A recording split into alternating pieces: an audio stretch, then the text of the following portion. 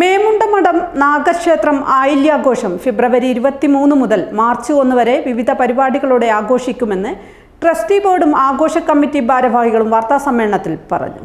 23 രാവിലെ വിശേഷാൽ പൂജകൾ, വൈകിട്ട് 6 മണിക്ക് സർപ്പബലി, 7 നാടൻപാട്ട്, 24 വൈകിട്ട് 6 സർപ്പബലി, 7 കോൽക്കളി, 8 നാടകം, പ്രകാശം പരത്തുന്ന പെൺകുട്ടി, 25 വൈകിട്ട് 6 സർപ്പബലി, 7 സന്തോഷ് കൈലാസും സുനിൽ വടകരയും അവതരിപ്പിക്കുന്ന സോപാന സംഗീതം, 8 മണിക്ക് ഓട്ടൻതുള്ളൽ, 26 വൈകിട്ട് 6 സർപ്പബലി, 7 ചാക്യാർ കൂത്ത്, 27 രാവിലെ 7 കലവർ നിരക്കൽ, 6 സർപ്പബലി, 7 ഗ്രാമോത്സവം, 28 വൈകിട്ട് 6 സർപ്പബലി, രാത്രി 8 സുധീർ മുല്ലൂക്കരയും സംഘവും അവതരിപ്പിക്കുന്ന നാടൻപാട്ട്, മാർച്ച് 1 രാവിലെ 10 പ്രഭാഷണം, 11 ഭക്തിഗാനമേള, 12 മണിക്ക് അന്നദാനം, 6 മണിക്ക് മഹാസർപ്പബലി, 7:30 സാംസ്കാരിക സന്ധ്യ, 8 ലാസ്യ പിലാത്തർ അവതരിപ്പിക്കുന്ന ബാലി നൃത്താവിഷ്കാരം എന്നിവ അരങ്ങേറും.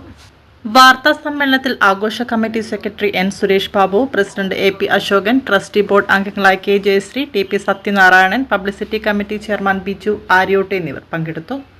23 മുതൽ മാർച്ച് 1 വരെ വിപുല പരിപാടി നടത്തപ്പെടുകയാണ്. ദക്ഷിണേന്ത്യയിലെ വളരെ അപൂർവം ക്ഷേത്രങ്ങളിലൊന്നാണ് ഈ നാഗക്ഷേത്രം. കേരളത്തിന് പുറത്തും അകത്തും ഒരുപാട് ഭക്തജനങ്ങൾ ഈ ഏരിയ അവസരത്തിൽ ഇവിടെ എത്തിപ്പെടാറുണ്ട്. ഞങ്ങൾ ഈ വർഷത്തെ 23 ജനാർദ്ദനൻ പുതുശ്ശേരിയും സംഘവും അവതരിപ്പിക്കുന്ന നാടൻ പാട്ടാണ് ആദ്യ പരിപാടി.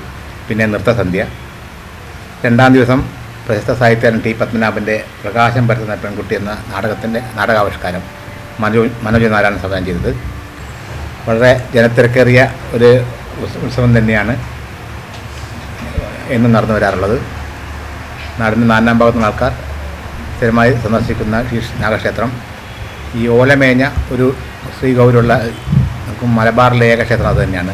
അതുമാത്രമല്ല, സർപ്പക്കാവിന് മുകളിലാണ് ശ്രീകോവിൽ കിടക്കുന്നത്. അത് ദക്ഷിണേന്ത്യയിൽ തന്നെ ആദ്യമായിട്ടാണ് അങ്ങനത്തെ ക്ഷേത്രം. ആർക്കിയോളജി ഡിപ്പാർട്ട്മെൻറ്റ് 2500 പഴക്കമാണ് ഈ കാലം നിർണ്ണയിക്കപ്പെട്ടിട്ടുള്ളത്.